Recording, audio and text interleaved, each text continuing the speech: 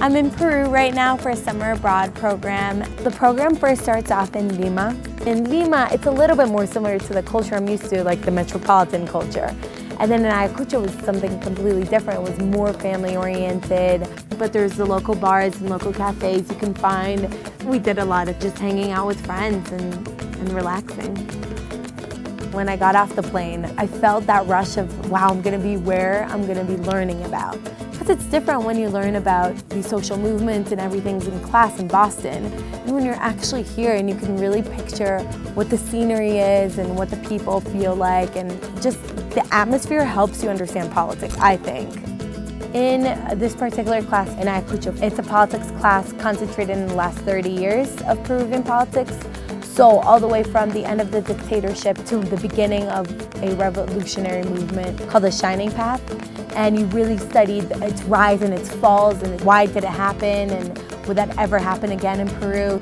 A lot of these families have lost their sons, their daughters, their cousins, and they're still moving on and they're still living. I think that's the greatest thing about Ayacucho. The most interesting part about the class is that there's a lot of NGOs around the area and governmental organizations that work towards that issue, about the memory and reconciliation about these issues. And personally, I was put with the Red Cross, and it was a great experience because I got to know an association within the Red Cross that started. It's an organization of women. It's called El Batan, and all these women got together and they started this business, finding buyers for grains, all different kinds of grains, producing all the grains here, and then packaging them and selling them. So it's really inspiring to work with them because these are women that went through rough times with the Sendero Luminoso, and now here's their chance to actually, get a future and have some money and support their families and be strong citizens.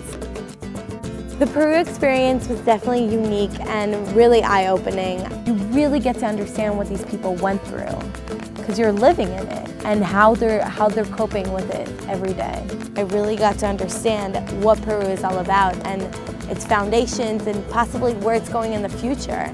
And that's really exciting for me to know that now I have a really good background on Peru.